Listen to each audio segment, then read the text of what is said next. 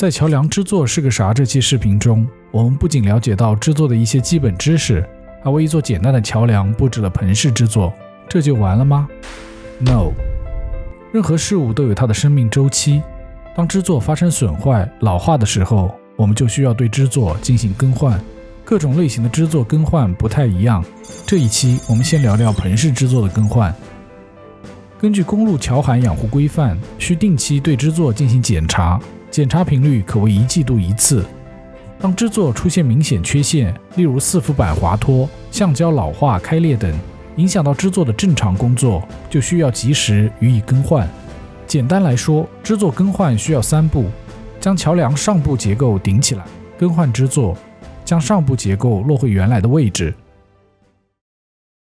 换制作是有一套极为复杂的流程。首先，由具备桥梁设计职业资质的公司进行制作更换的设计，编制相关施工图设计文件，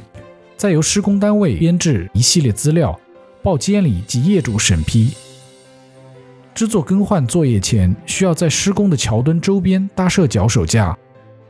根据《公路桥梁橡胶支座更换技术规程》，即使更换一个支座，也需要将桥梁横向所有的点进行同步顶升，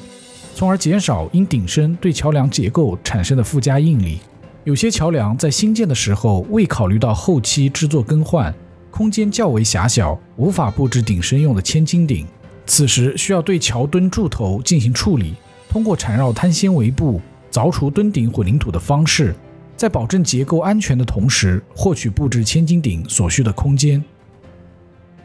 除了带自锁功能的千斤顶， PLC 液压同步系统还包括位移传感器、压力阀、液压站、控制柜和 PC 端。将这些设备仪器依次安装在桥梁上，完成系统调试和预顶升后，正式开始同步顶升。顶升过程应分级进行，每级1毫米，顶升速度不得大于1毫米每3分钟。同一墩号横桥向的顶升高差不超过 0.1 毫米，总顶升高度以能取出支座为宜，且最大不能超过设计规定值，一般为5毫米。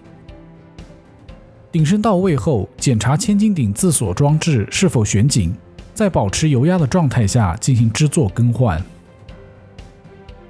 凿除支座底部突出的混凝土，铺设钢筋网和预埋钢板，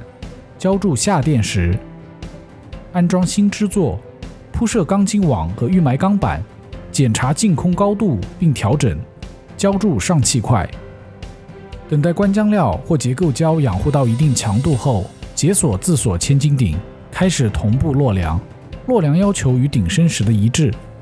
支座更换完毕，梁体落在新更换的支座上后，应保证同一墩顶横桥向各顶升点之间的高差在 0.3 毫米以内，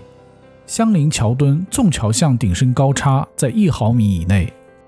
最后由监理工程师及业主进行质量验收，验收合格后方可退场。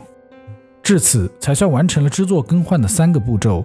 更多精彩内容请持续关注奥达生。